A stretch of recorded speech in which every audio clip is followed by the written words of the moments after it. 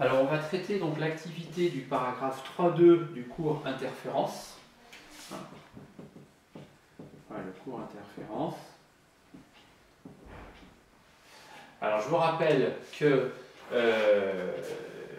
la différence de donc les conditions d'interférence constructive pour deux sources S1 S2, c'est S2M moins S1M égale n fois lambda. N c'est un entier relatif, lambda c'est la longueur d'onde.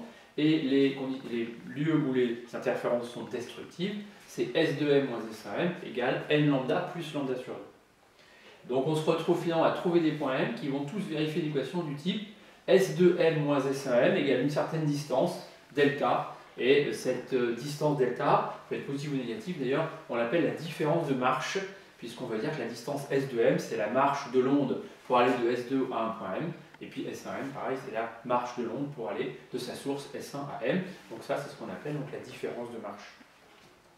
Donc, voilà, donc cette différence de marche, c'est soit des M lambda, soit des N lambda plus lambda sur 2. On va l'appeler delta, d'accord, comme tout le monde l'appelle. Donc on se retrouve finalement à trouver des équations du type, on a une équation des courbes, disons, du type d'équation S2M moins S1M égale constante, égale donc une certaine différence de marge, delta constante.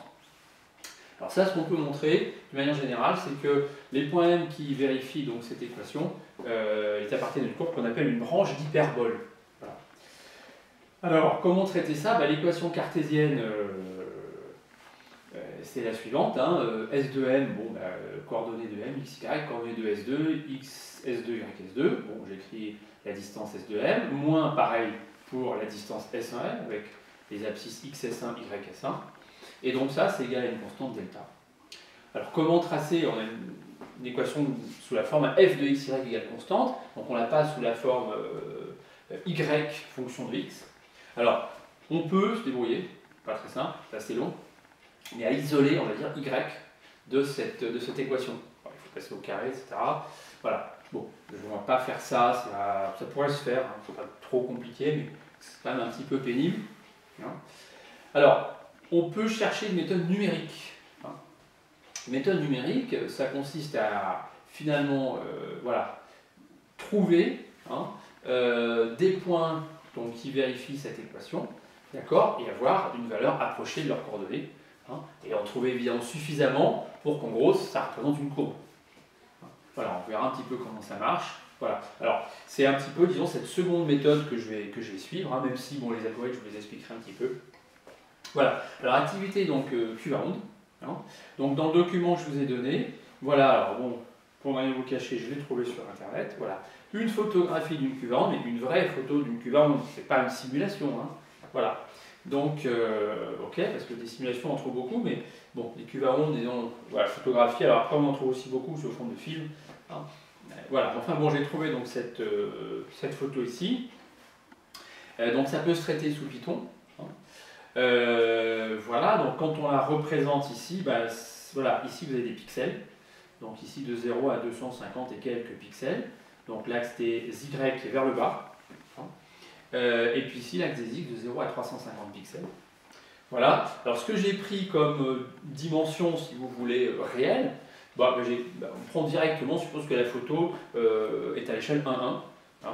Voilà, donc on va mesurer les distances là-dessus. On va considérer que c'est exactement la copie conforme de la cuve sans changement d'échelle. Si un changement d'échelle, il n'y a de toute façon aucune importance. Voilà, alors, voilà, donc alors on reconnaît ici ces zones là où l'amplitude est nulle, d'accord, en tout cas très faible, et on reconnaît des zones ici où l'amplitude des vibrations est voilà, certainement maximale, assez élevée. Voilà, donc nous on a une théorie qui nous permet de prévoir où sont les points M d'amplitude nulle ou minimale, et où sont les points M dont la vibration d'amplitude est maximale. Et donc c'est à travers l'équation qui est là, d'accord.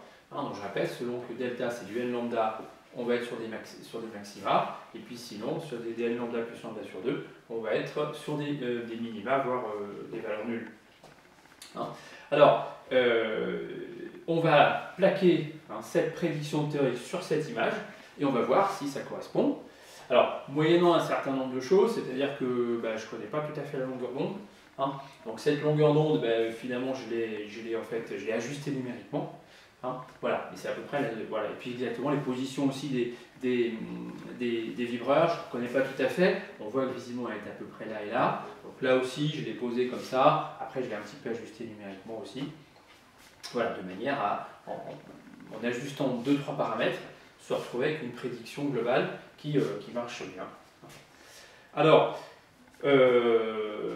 comment ça fonctionne, hein, comment trouver finalement numériquement, alors on se fixe un delta, hein, et comment trouver l'ensemble des points M, enfin tu vois, un échantillonnage, hein, des points M qui vont vérifier ça. Hein. Alors qu'est-ce qu'on va faire? Ça c'est une représentation donc échantillonnée, hein, du plan, d'un plan, d'accord?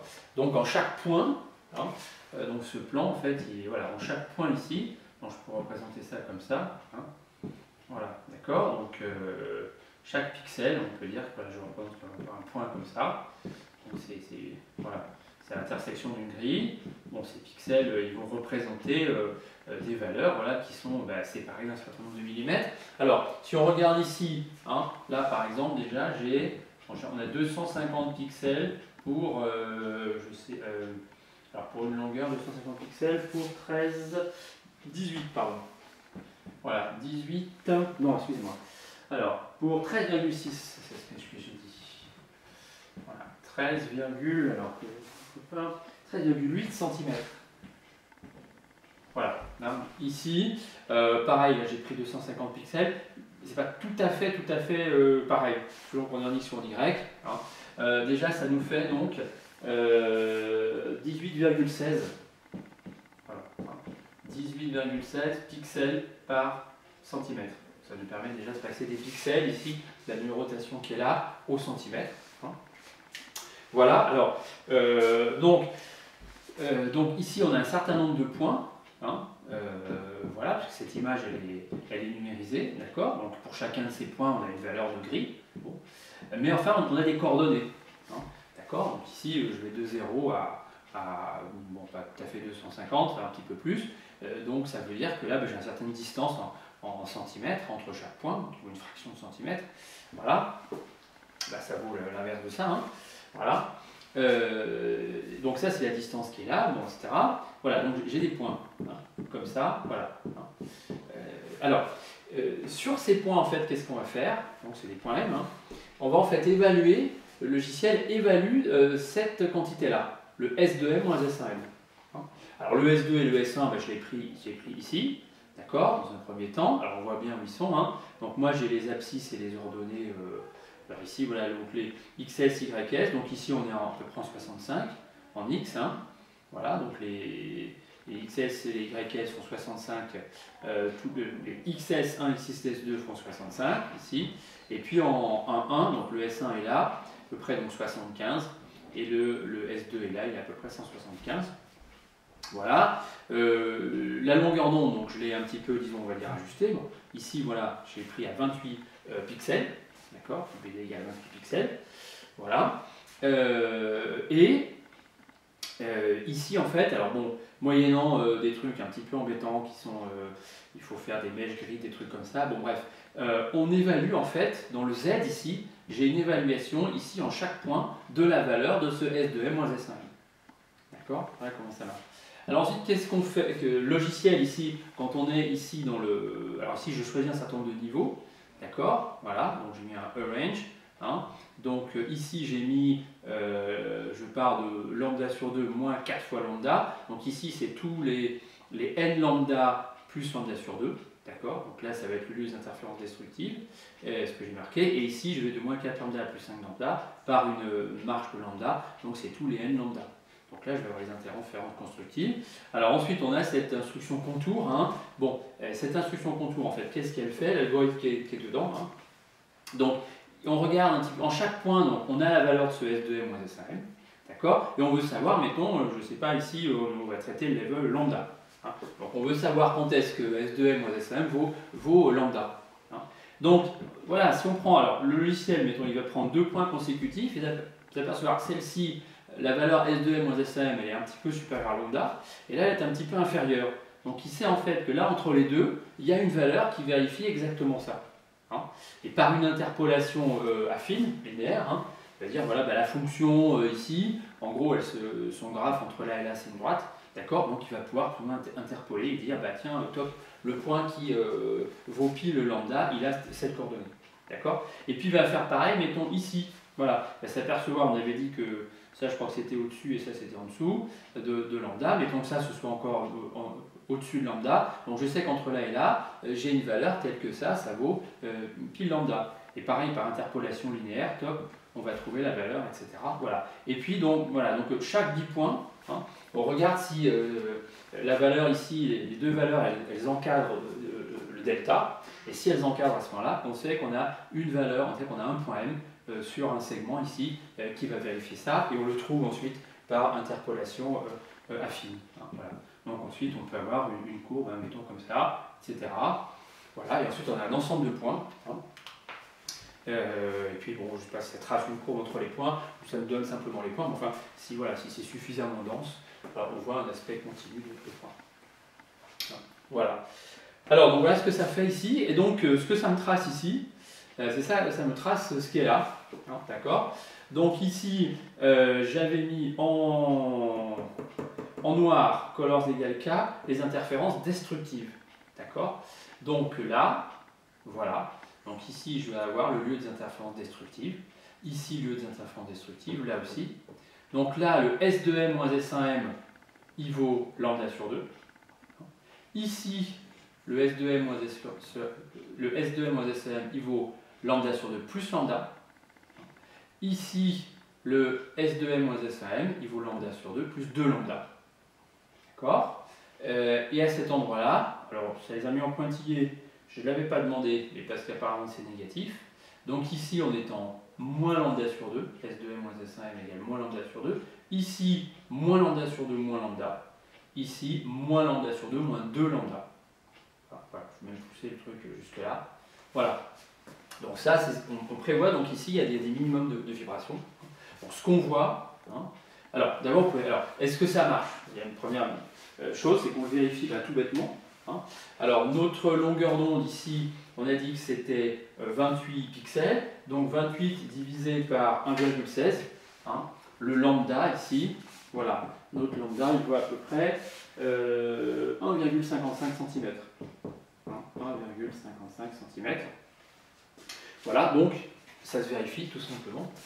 Vous prenez un point de cette courbe bleue, de cette courbe noire ici, d'accord. Vous placez correctement, bon, placez S1 et S2, d'accord, avec les coordonnées qui sont là, et vous faites la différence. Hein, S2M pour un point, moins S1M ici, et vous allez bien trouver une différence pour tous ces points qui sont ici, une différence de lambda sur 2.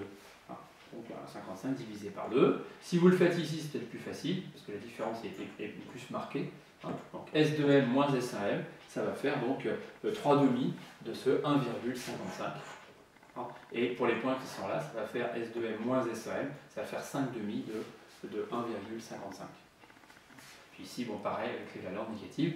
Donc vous vérifiez bien qu'ici, hein, on a bien les courbes qui vérifient ça. Hein. Alors, donc les noirs ici, c'est pour des deltas qui sont lambda sur 2 plus n lambda. Alors les valeurs rouges ici, ça donc c'est pour la valeur, alors ici c'est pour la valeur 0, d'accord, on voit bien qu'il y a S2 moins S1. Donc ça c'est delta égale 0 ici, d'accord. Ici c'est delta égale lambda, ici delta égale 2 lambda, ici delta égale 3 lambda, là delta égale moins lambda ici, hein, moins 2 lambda et moins 3 lambda. Donc là pareil, avec une simple règle, vous vérifiez que effectivement les points qui sont sur ces courbes satisfont bien ce qu'on a dit, hein, S2M moins S1M égale le nombre de lambda qu'on a dit. Ce qu'on voit, c'est que ces courbes rouges, hein, elles correspondent bien ici, là où il y a visiblement les maximums de vibrations. Enfin, bon, on peut s'en apercevoir, d'accord. Donc c'est plus pertinent pour les minimums quelque part. Ah, bon, enfin, on voit bien qu'ici on est quand même sur des maximums de vibrations. D'accord. Voilà. Donc bon, hein, simplement regardez ça et vérifiez qu'effectivement Si j'applique cette équation, hein, avec les lambda, je répète, qui valent des entiers ou des demi-entiers, à ce moment-là, on trouve bien des lieux d'interférence constructive-destructive, et voilà, la prédiction théorique hein, correspond bien donc, à l'expérience, pour cette expérience donc, de Cuvier. Voilà donc pour cette première activité.